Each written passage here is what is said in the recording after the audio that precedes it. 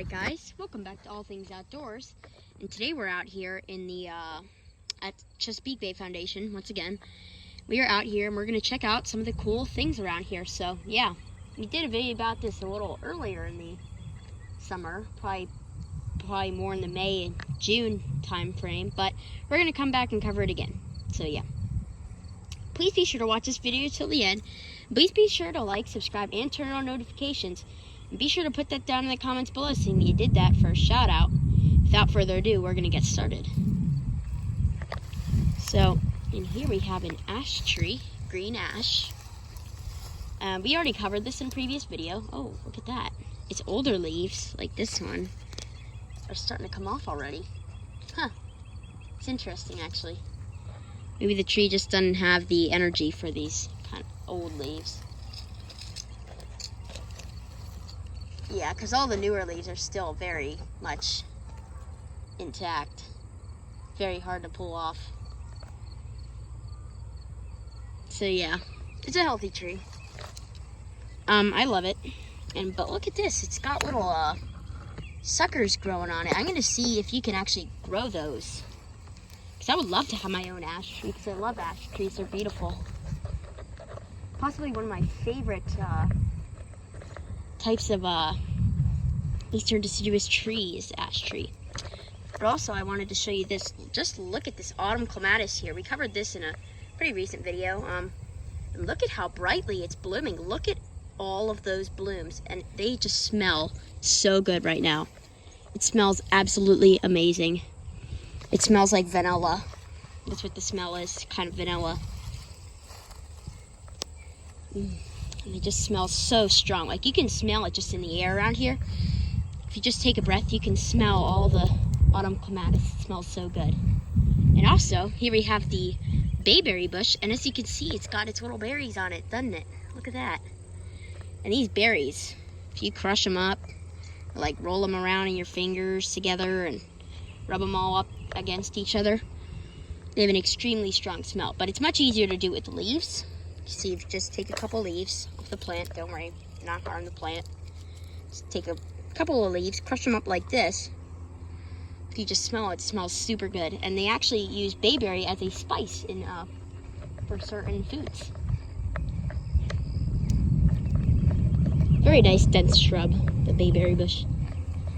We have our southern myrtle here, related to wax myrtles and bayberry bushes. It's getting ready to bloom. We'll cover it when it blooms, because it's pretty cool. Wow, it has very thick, waxy leaves. Very interesting. Chinese privet here. It's one of the many invasive species here. And here we have the late boneset, which is not an invasive species here, but it is an invasive species in many other countries. See, with all its beautiful white blooms, and the bees absolutely love it. Here we have Clover's root. You can tell what it is with its little flowers that are white, and it's a very airy plant. Like, it doesn't have much dense foliage to it. As you can see, doesn't have much to it. It has leaves. I don't know where they are. They seem to be very little. But yeah, pretty cool plant. And come down here. So we got a persimmon tree here. See, it's pretty bark. Very pretty bark. I love the persimmon tree. Lovely tree. Come down here in the meadow. I could just smell the autumn clematis. Here we have this, and I don't know what this is. We're going to see what that is there. Identify it for you guys. Here we have the hyssop-leaf. Sorry if my pronunciation of that is wrong. If that is wrong, put it down in the comments, the proper pronunciation if you want to. But anyway, I believe it's called hyssop-leaf. Yeah, and it's related to that late boneset that I showed you guys earlier. This is actually a more desirable type of it, though. So this is hyssop-leaf, and you can tell what it is. Pretty easy to tell. If you look at it, it's got these very long, skinny leaves, as you can see, which kind of grow in arranged clusters along the stem, and they grow all the way around the stem at these little, they're almost like little nodes. As you can see, they're pretty arranged pretty orderly in the plant, and they have these tall, these giant flower heads. Like, look at the size of this flower head here. Very big. Yeah, very big flower heads on this.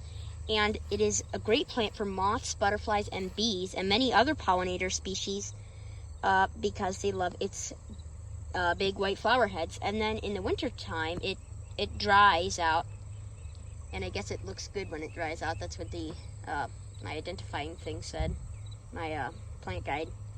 Yeah, but anyway, pretty good plant, and it is resistant to salt, which makes sense because we're right next to the bay. So you can see the cargo ship out there. It's that red thing. See it out there. We're really close to the water, so probably gets that salt air. And it's resistant to mildew, and the deer don't like it. Oh, look at that. It has like a little growth on it. That is so weird. Look at that. Anyway, I'm gonna go over this way. It looks as though all our plants have basically fully grown for the summer. Oh, that's beautiful. Look at that. I love the way grass looks when it blooms. It looks very cool. Here's some more of that southern myrtle. It's very thick leaves. Here we have switchgrass. I did cover this in a previous video. Very pretty grass. I love the meadow in the summertime. We have our ryegrass, perennial ryegrass. So this was all blooming earlier in the spring and summer. As you can see, it's all turned into these little heads that basically look like wheat. That is super cool. I bet you could keep this growing all year long indoors if you constantly cut the seed heads off, because then it would be constantly trying to grow new ones. I bet if I cut off all these seed heads, as you can see, the seeds are just falling off of it. And it is a perennial plant, so we'll get more of it. We have this grass leaf goldenrod. I covered that in another video, and we'll cover it again once it blooms. It's getting ready to bloom.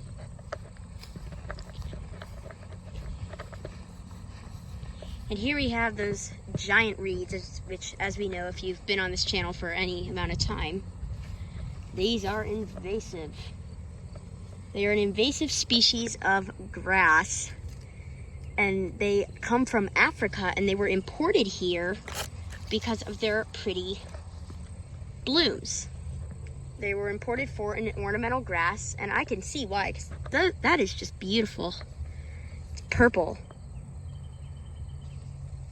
How many times have you seen a purple grass before? Exactly. They're stunning. They're definitely an eye catcher in the garden. But even with how beautiful these are, do not plant them in your garden. They will take over, especially if you're in a moist area. These love moisture. As you can see, they are growing basically in a marsh, and they have taken over the entire Black Walnut Creek marsh area. So these are an invasive species.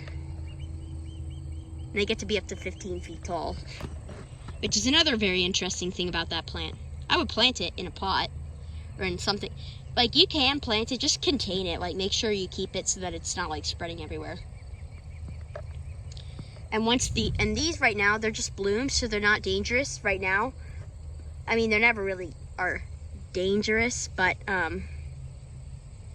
they're more likely to spread once they turn into seed heads. So you'll be able to tell the seed head when they are seed heads, because they'll not be purple anymore. They'll be brown, and they will basically kind of puff up a little bit. Like, they'll look a lot puffier when they're seed heads than when they're blooms. They'll be very puffy looking, and that's when you cut them off, because the seeds can spread and then grow entire new colonies of it, which you would not want. There's some more of that Thysopa leaf.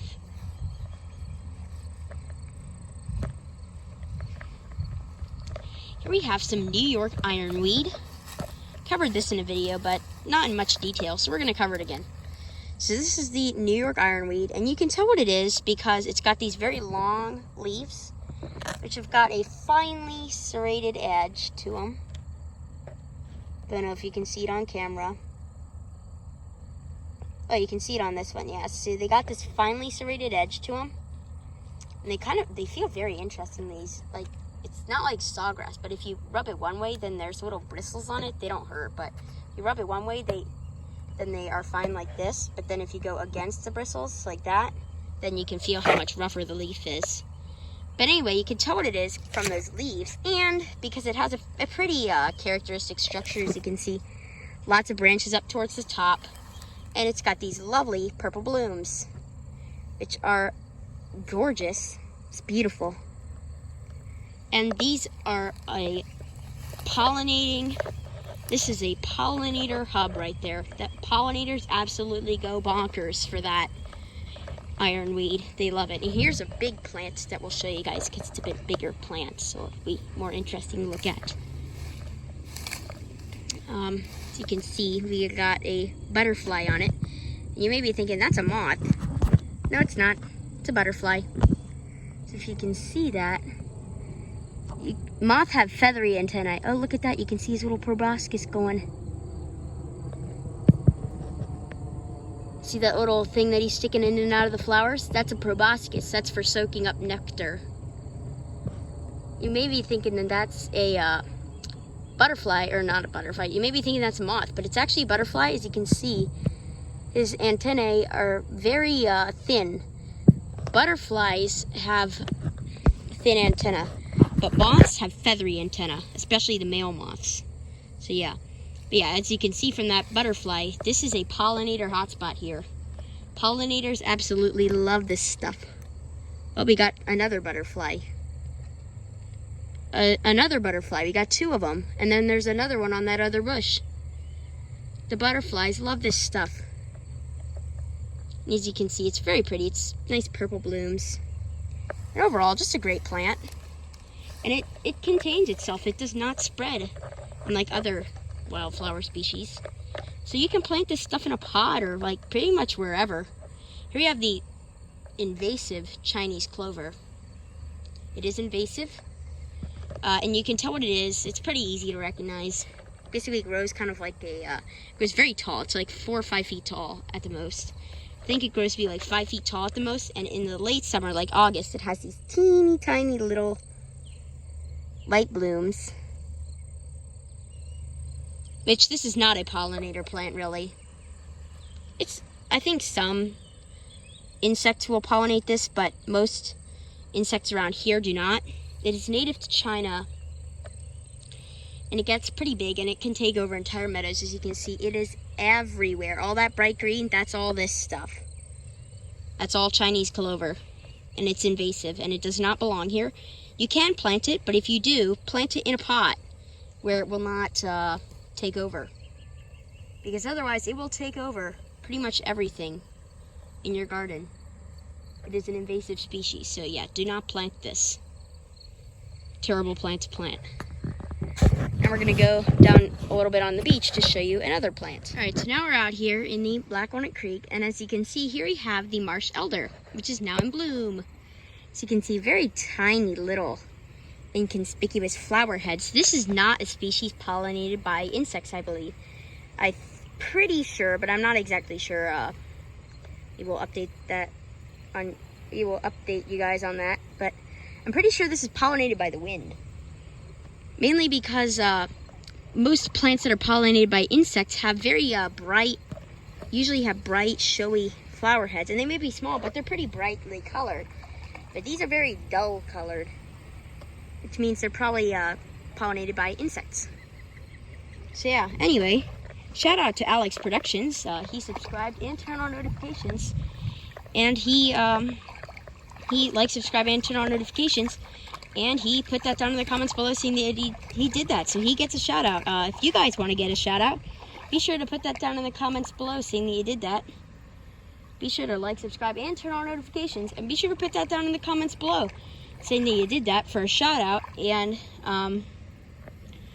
we will see you guys on the next adventure.